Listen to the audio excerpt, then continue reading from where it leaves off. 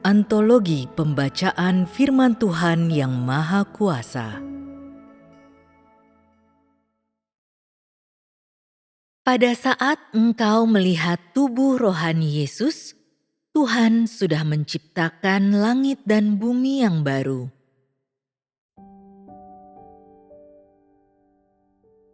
Apakah engkau ingin melihat Yesus? Apakah engkau ingin tinggal bersama Yesus? Apakah engkau ingin mendengarkan perkataan yang diucapkan Yesus?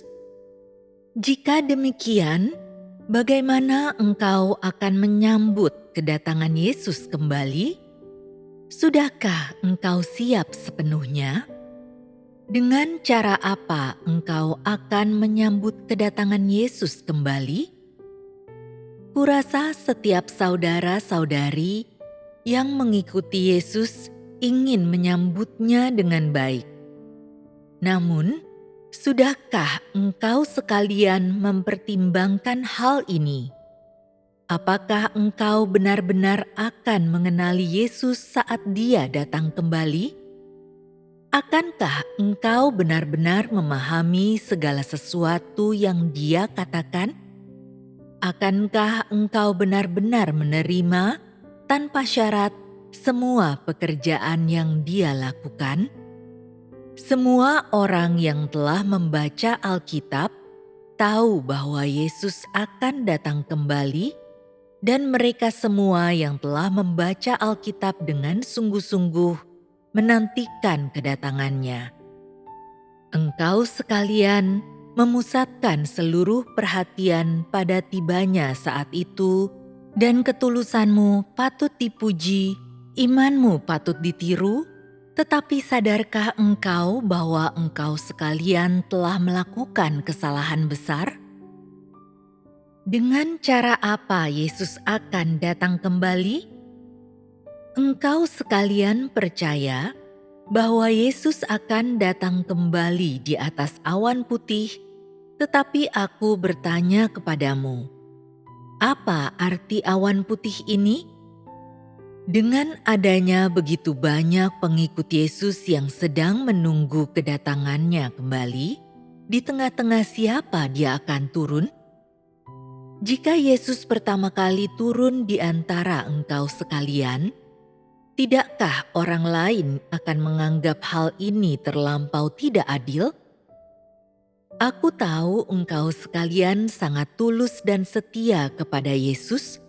Tetapi pernahkah engkau bertemu dengan Yesus? Kenalkah engkau dengan wataknya? Pernahkah engkau hidup bersamanya? Seberapa jauh engkau sungguh-sungguh memahami tentang dirinya? Beberapa orang akan berkata bahwa perkataan ini menempatkan mereka dalam keadaan yang sulit. Mereka akan berkata, "Aku sudah berkali-kali membaca Alkitab dari awal sampai akhir.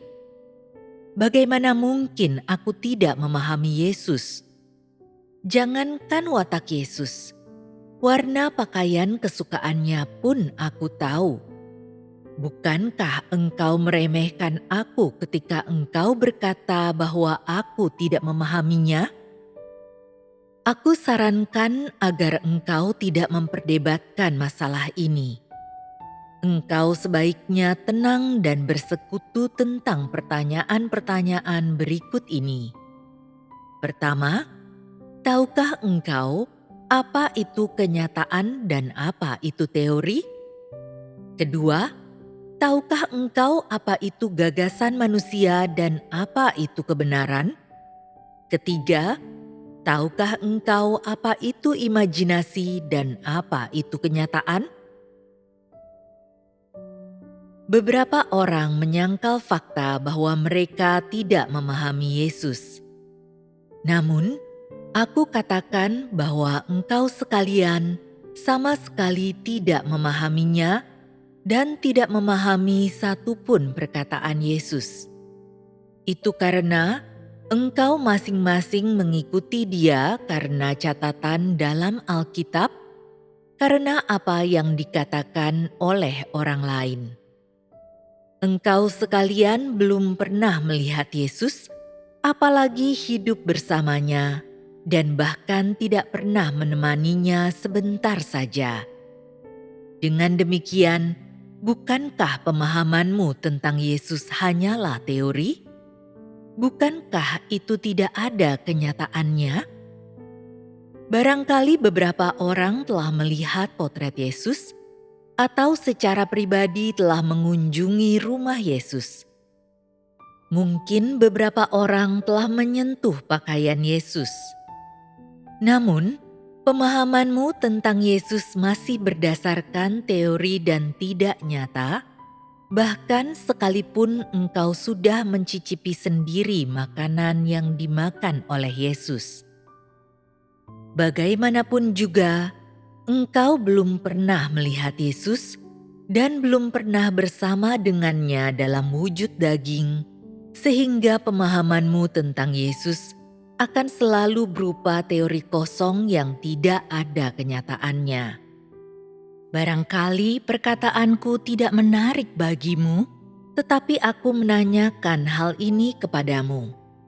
Walaupun engkau mungkin telah membaca banyak buku karya penulis yang paling kau kagumi, apakah engkau benar-benar dapat memahami si penulis tersebut tanpa pernah menghabiskan waktu bersamanya? Tahukah engkau seperti apa kepribadiannya? Tahukah engkau seperti apa kehidupan yang dijalaninya? Apakah engkau tahu sedikit saja tentang keadaan emosinya? Engkau bahkan tidak dapat sepenuhnya memahami orang yang engkau kagumi. Jadi bagaimana mungkin engkau bisa memahami Yesus Kristus? Segala sesuatu yang engkau pahami tentang Yesus penuh dengan imajinasi dan gagasan, dan tidak mengandung kebenaran atau kenyataan. Baunya busuk dan penuh dengan kedagingan. Bagaimana mungkin pemahaman seperti itu dapat membuatmu memenuhi syarat untuk menyambut kedatangan Yesus kembali? Yesus tidak akan menerima orang-orang yang penuh dengan hayalan dan gagasan daging. Bagaimana mungkin orang-orang yang tidak memahami Yesus pantas menjadi orang yang percaya kepadanya? Apakah engkau sekalian ingin tahu apa akar masalahnya? Mengapa orang Farisi menentang Yesus? Apakah engkau ingin tahu esensi orang-orang Farisi? Mereka penuh dengan khayalan tentang Mesias. Terlebih lagi, mereka hanya percaya bahwa Mesias akan datang, tetapi mereka tidak mengejar hidup kebenaran. Jadi, sampai hari ini, mereka masih menunggu Mesias karena mereka tidak memiliki pengetahuan tentang jalan kehidupan dan tidak tahu apa itu jalan kebenaran. Menurutmu, bagaimana mungkin orang-orang bodoh, keras kepala, dan bebal seperti itu bisa mendapatkan berkat Tuhan? Bagaimana mereka bisa melihat Mesias? Mereka menentang Yesus karena mereka tidak mengetahui arah pekerjaan Roh Kudus, karena mereka tidak mengetahui jalan kebenaran yang diucapkan Yesus, dan terlebih lagi karena mereka tidak memahami Mesias. Dan karena mereka tidak pernah melihat Mesias dan tidak pernah bersamanya, mereka membuat kesalahan dengan berpegang teguh pada nama Mesias sambil menentang esensi Mesias dengan segala cara yang memungkinkan. Orang-orang Farisi ini pada esensinya keras kepala, congkak, dan tidak menaati kebenaran. Prinsip kepercayaan mereka kepada Tuhan adalah, sedalam apapun khotbahmu, Setinggi apapun otoritasmu, engkau bukan Kristus, kecuali jika engkau disebut Mesias. Apakah keyakinan ini tidak masuk akal dan konyol? Aku bertanya kepadamu lebih lanjut. Bukankah sangat mudah bagimu untuk melakukan kesalahan seperti yang dilakukan orang Farisi mula-mula, mengingat engkau sekalian tidak memahami Yesus sama sekali? Dapatkah engkau mengenali jalan kebenaran? Dapatkah engkau benar-benar menjamin bahwa engkau tidak akan menentang Kristus? Dapatkah engkau mengikuti pekerjaan Roh Kudus? Jika engkau tidak tahu apakah engkau akan menentang Kristus, aku katakan bahwa engkau sudah berada di ambang kematian. Mereka yang tidak mengenal Mesias, semuanya mampu menentang Yesus, menolak Yesus, dan memfitnah Dia. Orang-orang yang tidak memahami Yesus, semuanya mampu menolaknya dan mencercanya. Lebih dari itu, mereka mampu menganggap kedatangan Yesus kembali sebagai penyesatan oleh iblis, dan semakin banyak orang akan mengutuk Yesus yang sudah datang kembali menjadi daging. Tidakkah semua ini membuatmu takut? Yang akan engkau semua hadapi adalah penghujatan terhadap Roh Kudus, penghancuran firman yang Roh Kudus ucapkan kepada gereja-gereja, dan penolakan atas semua yang dinyatakan oleh Yesus. Apa yang bisa engkau sekalian dapatkan dari Yesus jika engkau begitu bingung?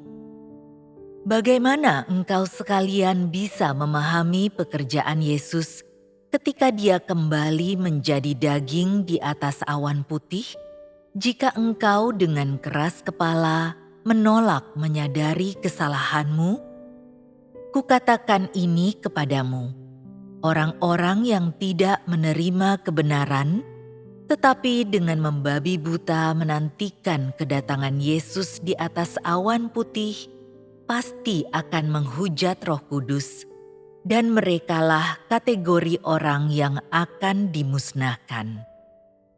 Engkau sekalian hanya menginginkan kasih karunia Yesus dan hanya ingin menikmati alam surgawi yang penuh kebahagiaan, tetapi tidak pernah menaati perkataan yang diucapkan oleh Yesus dan tidak pernah menerima kebenaran yang dinyatakan oleh Yesus saat Dia kembali menjadi daging. Apa yang akan engkau sekalian tawarkan demi menukar fakta kedatangan Yesus kembali di atas awan putih? Akankah engkau menawarkan ketulusan yang kau tunjukkan saat engkau berulang kali berbuat dosa, kemudian mengaku dosa terus-menerus? Korban apa yang akan engkau sekalian persembahkan kepada Yesus yang datang kembali di atas awan putih? Akankah engkau menawarkan jerih payah kerjamu selama bertahun-tahun yang justru membuatmu meninggikan diri? Apa yang akan engkau tawarkan untuk membuat Yesus yang datang kembali itu percaya kepadamu? Apakah natur congkakmu itu yang tidak menaati kebenaran sama sekali? Kesetiaanmu hanya dalam perkataan, pengetahuanmu hanya bersifat intelektual dan konseptual, kerja kerasmu hanya demi mendapatkan berkat surgawi. Jadi, seperti apa sebenarnya imanmu itu? Bahkan sampai hari ini, engkau sekalian masih menutup telinga terhadap setiap firman kebenaran. Engkau sekalian tidak tahu hakikat Tuhan, engkau tidak tahu hakikat Kristus, engkau tidak tahu cara menghormati Yahweh, engkau tidak tahu cara masuk ke dalam pekerjaan Roh Kudus, dan engkau tidak tahu cara membedakan antara pekerjaan Tuhan itu sendiri dengan tipu muslihat manusia. Engkau hanya tahu mengutuk firman kebenaran apapun yang diungkapkan oleh Tuhan yang tidak sesuai dengan pemikiranmu sendiri. Di mana kerendah hatianmu? Di mana ketaatanmu? Di mana kesetiaanmu? Di mana keinginanmu untuk mencari kebenaran? Di mana penghormatanmu kepada Tuhan? Kuberitahukan kepadamu, mereka yang percaya kepada Tuhan karena mengikuti tanda-tanda, pastilah golongan orang yang akan dimusnahkan. Mereka yang tidak mampu menerima perkataan Yesus yang telah kembali menjadi daging, pastilah anak-anak neraka, keturunan penghulu malaikat, golongan yang akan mengalami pemusnahan kekal. Banyak orang mungkin tidak peduli dengan apa yang aku katakan, tetapi aku tetap ingin memberitahu setiap orang yang disebut orang kudus yang mengikuti Yesus, bahwa ketika engkau melihat Yesus turun dari surga di atas awan putih dengan matamu sendiri, itu akan menjadi penampakan terbuka dari sang matahari kebenaran.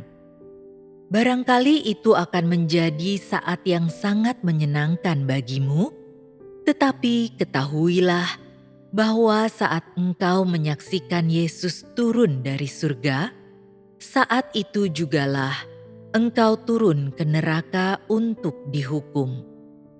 Itu akan menjadi saat berakhirnya rencana pengelolaan Tuhan, dan menjadi saat ketika Tuhan memberi upah kepada yang baik dan menghukum yang jahat.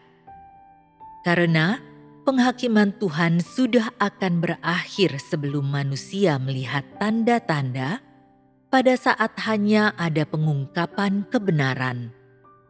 Mereka yang menerima kebenaran dan tidak mencari tanda-tanda, sehingga mereka disucikan, akan kembali ke hadapan tahta Tuhan dan masuk ke dalam pelukan Sang Pencipta.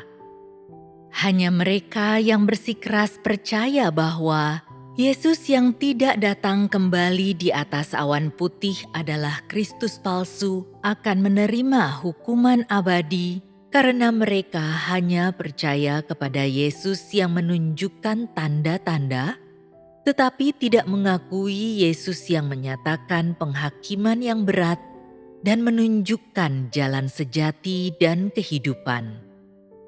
Jadi, hanya dengan cara itulah Yesus membereskan mereka pada saat Dia secara terbuka datang kembali di atas awan putih. Mereka terlalu keras kepala, terlalu percaya diri, terlalu congkak. Bagaimana mungkin orang-orang yang tidak berakhlak itu bisa diberi upah oleh Yesus? Kedatangan Yesus kembali adalah keselamatan besar bagi orang-orang yang mampu menerima kebenaran, tetapi bagi mereka yang tidak dapat menerima kebenaran, itu adalah tanda penghukuman. Engkau sekalian harus memilih jalanmu sendiri dan jangan menghujat Roh Kudus dan menolak kebenaran. Jangan menjadi orang yang bebal dan congkak, tetapi jadilah orang yang menaati tuntunan Roh Kudus, yang merindukan dan mencari kebenaran. Hanya dengan cara inilah engkau sekalian akan mendapatkan manfaat. Kusarankan agar engkau melangkah di jalan kepercayaanmu kepada Tuhan dengan berhati-hati. Jangan langsung mengambil kesimpulan. Terlebih lagi, jangan bersikap sembrono dan tak ambil pusing dalam kepercayaanmu kepada Tuhan. Engkau sekalian harus tahu bahwa orang-orang yang percaya kepada Tuhan setidaknya harus rendah hati dan menunjukkan rasa hormat. Mereka yang telah mendengar kebenaran tetapi menolak untuk menerimanya adalah orang yang bodoh dan bebal. Mereka yang telah mendengar kebenaran tetapi dengan sembarangan mengambil kesimpulan atau mengutukinya dipenuhi dengan kecongkakan. Tidak seorang pun yang percaya kepada Yesus pantas menyumpahi atau mengutuki orang lain. Engkau sekalian harus menjadi orang yang berakal sehat dan menerima kebenaran. Mungkin setelah mendengar tentang jalan kebenaran dan setelah membaca firman kehidupan, engkau yakin bahwa hanya 1 dari 10.000 perkataan ini yang sesuai dengan keyakinanmu dan Alkitab, maka engkau harus terus mencari dalam 1/10.000 dari perkataan ini. Aku tetap menasihatimu agar engkau bersikap rendah hati, jangan terlalu percaya diri, dan jangan meninggikan dirimu terlalu tinggi. Dengan memiliki hati yang sedikit takut kepada Tuhan, engkau akan mendapatkan terang yang lebih besar. Jika engkau teliti mengkaji dan berulang-ulang merenungkan perkataan ini, engkau akan mengerti apakah perkataan ini merupakan kebenaran atau bukan, dan apakah perkataan ini merupakan hidup atau bukan. Bisa jadi, baru membaca beberapa kalimat saja, beberapa orang tanpa berpikir akan mengutuk perkataan ini dengan berkata, "Ini hanya sekadar pencerahan Roh Kudus," atau "Ini Kristus palsu yang datang untuk menyesatkan orang." Mereka yang mengatakan hal-hal seperti itu dibutakan oleh ketidaktahuan. Engkau terlalu sedikit memahami pekerjaan dan hikmat Tuhan, dan aku sarankan agar engkau memulai lagi dari nol.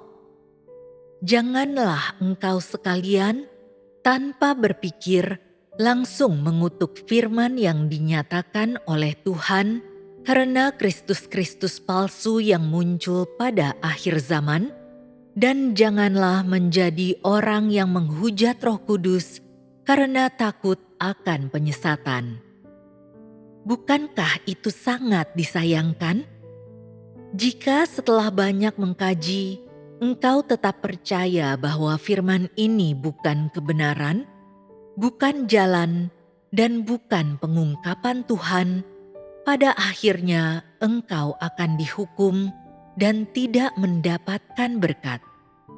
Jika engkau tidak dapat menerima kebenaran yang disampaikan dengan begitu sederhana dan jelas ini, bukankah engkau tidak layak menerima keselamatan Tuhan?